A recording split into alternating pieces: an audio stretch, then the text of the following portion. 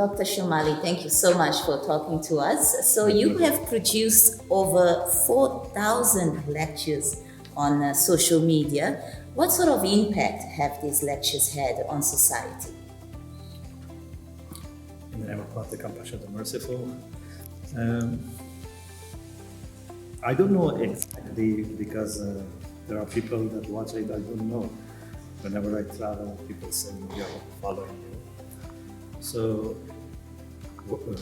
when I reached the age of 40, then I started putting these lectures. So after many years of studying and traveling experiences, then I thought now it's the time to share with people some of the ideas and also some of the courses.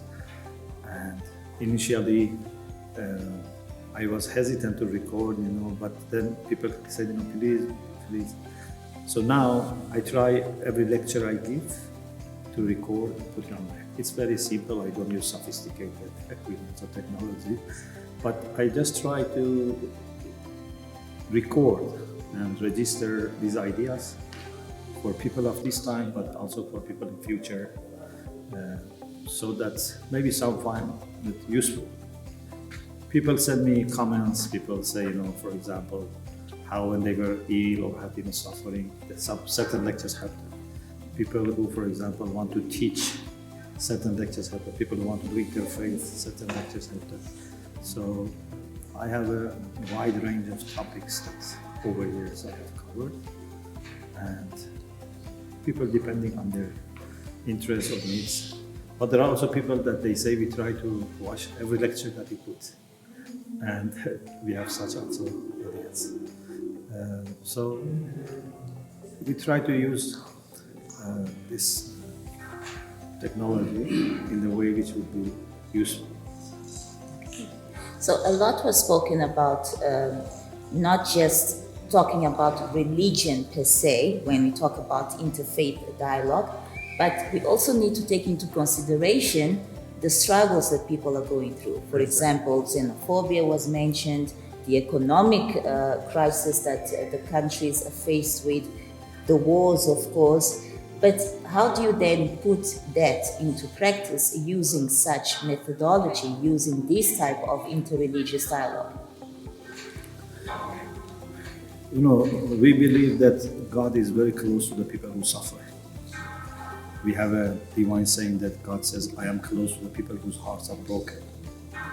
So if we are people of God, Muslims, Christians, and if we try to have God in the center of our relations, for sure, we cannot forget people who suffer.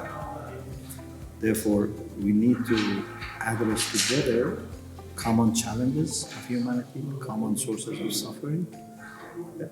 One thing that we can do is to pray together, which I think is very important, but prayer should come also with action. So we should see how, first of all, we can stop people misusing our names or names of our faith to cause problem. And secondly, how can we use our name to bring peace, to bring solidarity? So I think if people of faith really work together, God will bless their efforts and they can solve many problems. Although this doesn't mean that problems are caused by religious people, but religious people are expected to contribute to solutions and not to let anyone to misuse their names. So we are, I think, still at the beginning of our journey together. And thanks to God, we have friendship, we have trust, we have dialogue. But I think we need to reach fellowship. We need to be working together, partnership.